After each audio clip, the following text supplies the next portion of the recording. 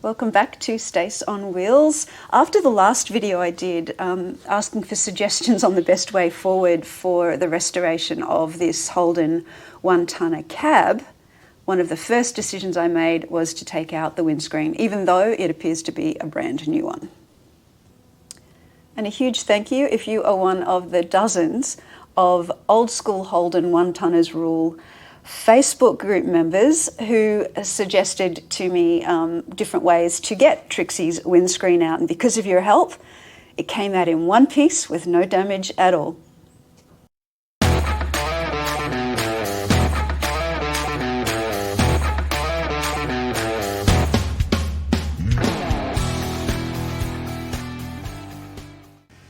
So the last video that I did on the One Tonner, Trixie, was about whether I should sandblast or not. And the response to that was overwhelmingly good. So much advice from all of you about what options I have for how to restore this cab. And it was really a question of, do I restore or do I preserve? So it's helped me make a lot of decisions that I was kind of stuck on, which is awesome. And the first decision that I made was to take out the windscreen. And that's because I want to be absolutely sure that all the rust repair done around that windscreen frame is done properly, because that is so much harder to come back to and fix if anything really does go wrong with it. So I don't know where I'm going to get up to today or even in this video, but I am definitely going to test a few methods for getting the windscreen out. I was going to buy one of those specialised windscreen removal tools, but just read too many bad reviews about them not really working and damaging the edge of the glass. This is not the original windscreen. This is a new one put in by either the previous owner of the car or the owner before that. So I don't think this windscreen's seen any road use. I want to preserve it and reuse it if I can. But when I posted this question on the Old School One Tonners Facebook group, again, overwhelmingly good response and lots of different ideas for how to remove it. And the probably number one easiest way to remove it is with some kind of wire. Most people recommended piano wire, some recommended welding wire. I've got a collection of 4 different types of wires, so we'll just see which one works the best in terms of sort of cutting through the black silicone type adhesive that's holding this in. We'll find out which way is going to work the best.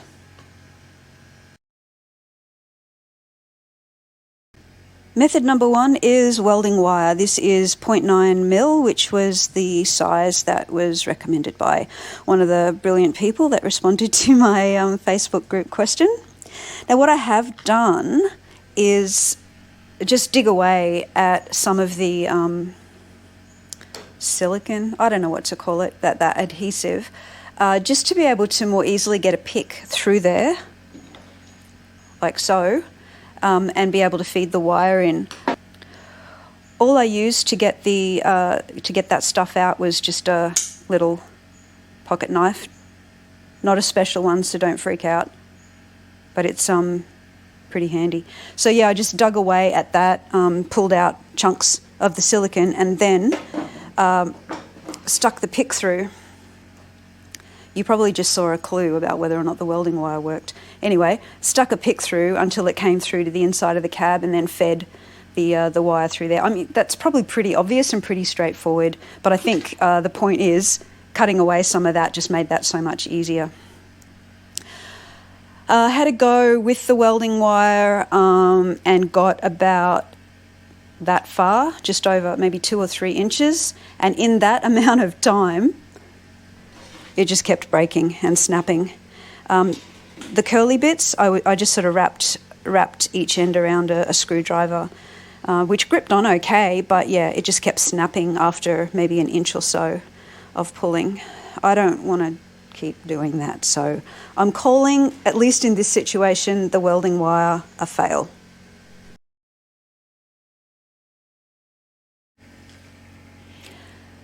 Option 2 is this picture hanging wire. I don't know how thick it is, but it is woven and coated, so I'm imagining that gives it a little bit of strength.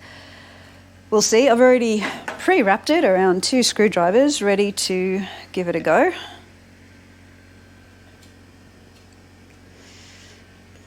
Well, that's where I got to last time.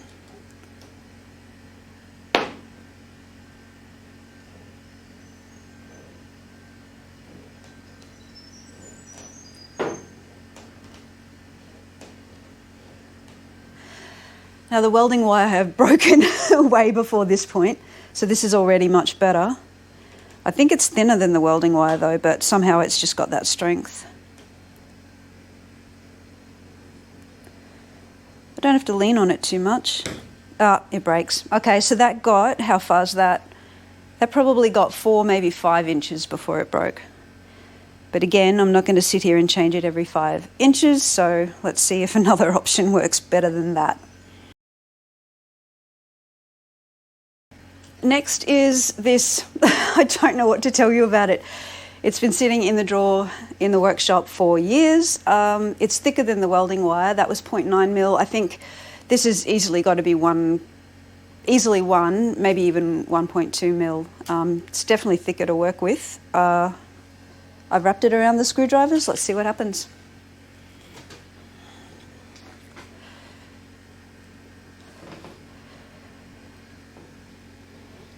This is where I got up to before the picture hanging wire broke. This is harder to work with. I feel like I've got to put more pressure on it to get it through. I guess that makes sense because it's thick.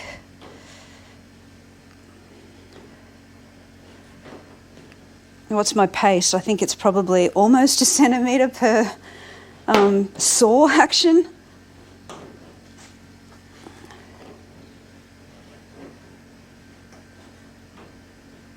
Okay, I'm getting to the awkward position now, but it hasn't broken yet, so I'll keep working at it and see how this one goes.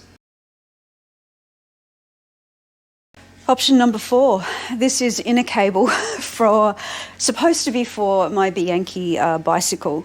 It's not too expensive, $10, but I kind of didn't really want to waste it for this application. I can get more for the bike, that's no problem.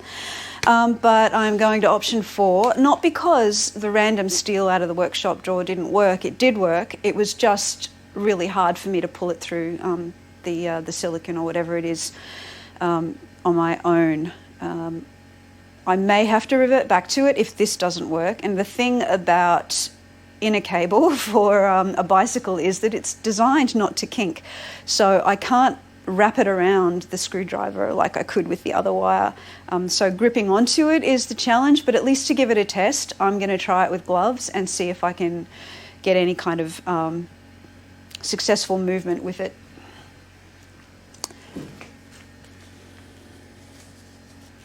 I don't think I can last very long doing this either with it wrapped around my hands because it's not comfortable.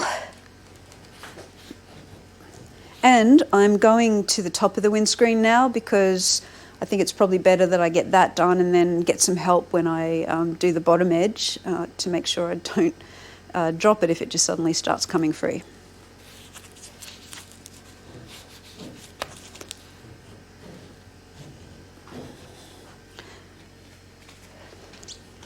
This definitely doesn't seem to be slicing through it as easily as the other wire. Maybe it's because I can only pull so hard with it wrapped around my fingers. Maybe it's because I'm at a corner, I don't know. Ah, that's too painful. Okay, I'm going to have to muck around with options 3 and 4 and figure out which one's going to work best. I'm probably going to need Scotty's help. And I'll get back to you. Stay tuned.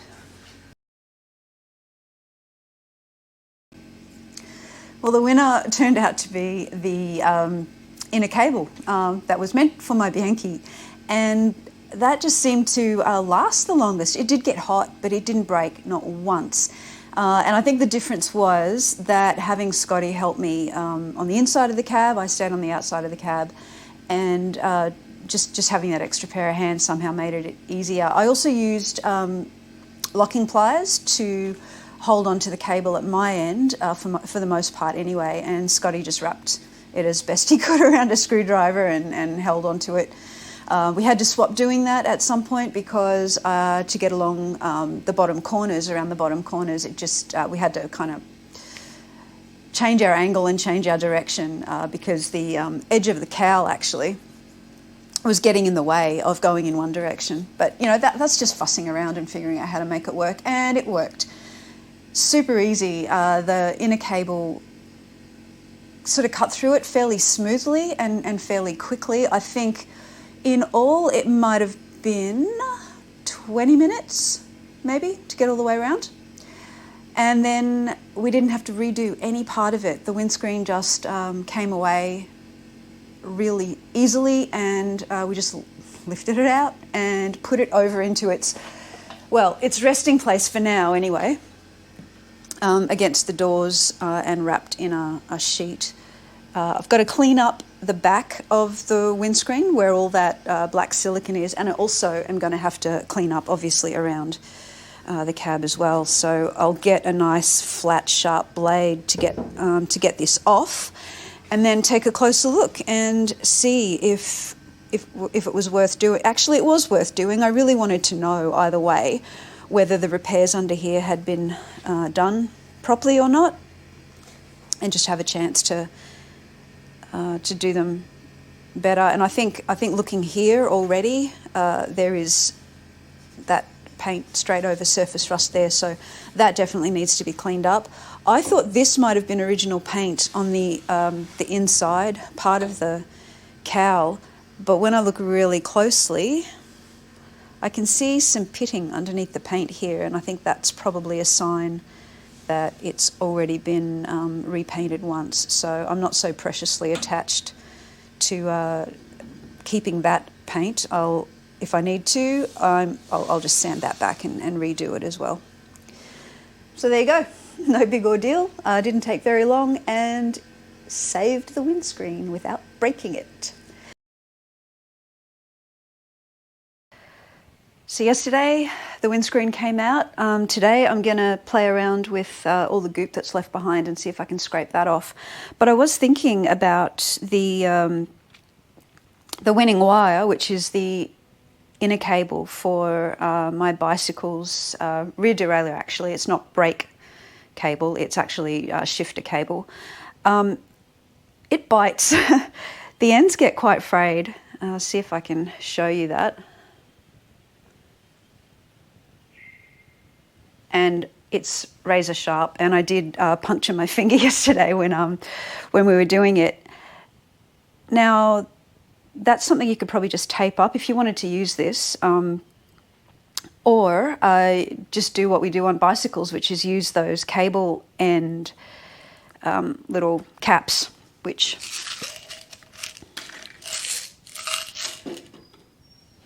are like that.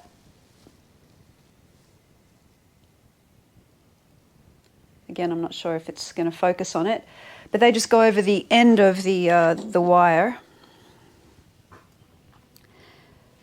like so, and you just crimp them down. We usually give them 3 crimps with a set of blunt side cutters, just so you don't cut all the way through.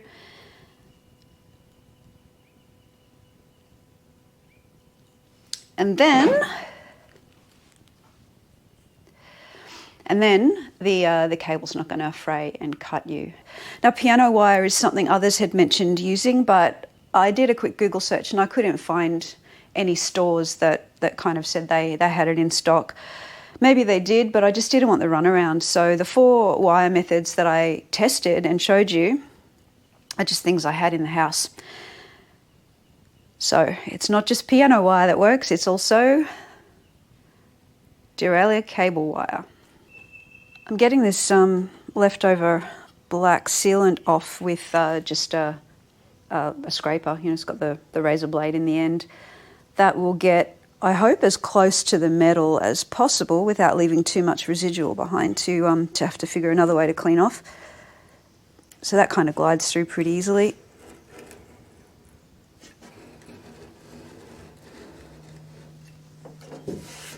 So there is still a bit left behind, but I reckon there'll be some kind of solvent maybe that'll get that off, but I'm very likely going to be stripping all of the paint off here anyway, just to see if there's any looming rust underneath. So I reckon the strip disc will get that off pretty easily as well. And now I am immediately glad I took out the windscreen, because there is some more rust forming just in this corner here. It's not bad, but rust never starts out bad, does it? But if you leave it unchecked, it gets bad. So I'll be able to clean all of that up now, which I'm pretty happy about.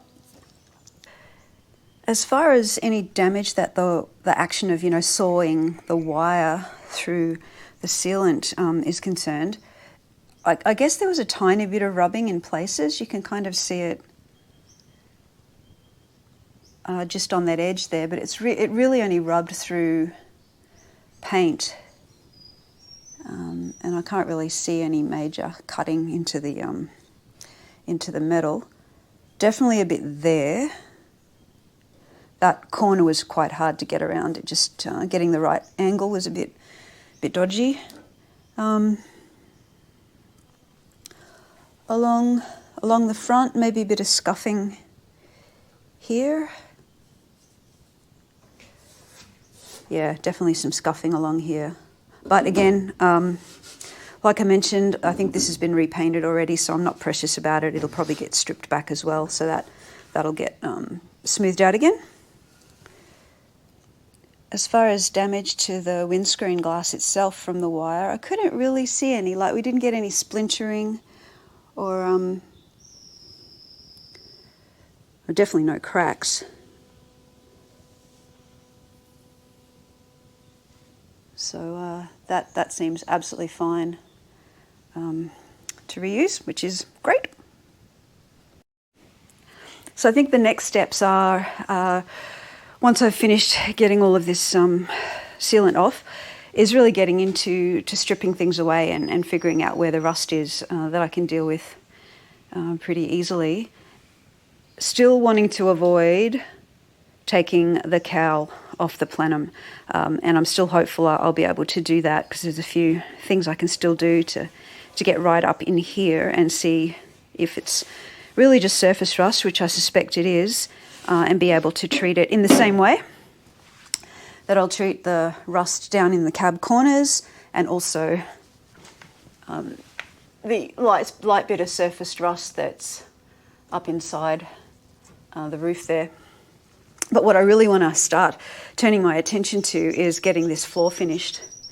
It's starting to get a light dusting of surface rust over it again, so I'll have to clean it up one more time, and I just want to get it treated and coated with the KBS so that I can stop worrying about it and then move on to all those other bits and pieces.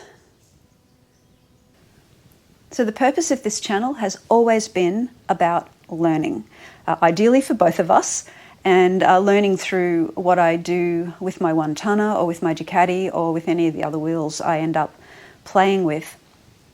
The success of this channel for me has never been about the traditional YouTube metrics like views.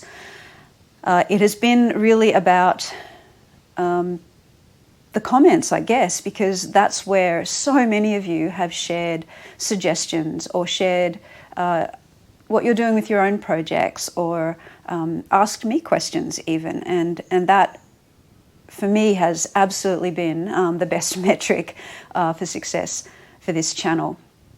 So if you have been one of the many people that have or will contribute through the comments, a huge thank you. And I'll see you in the next video.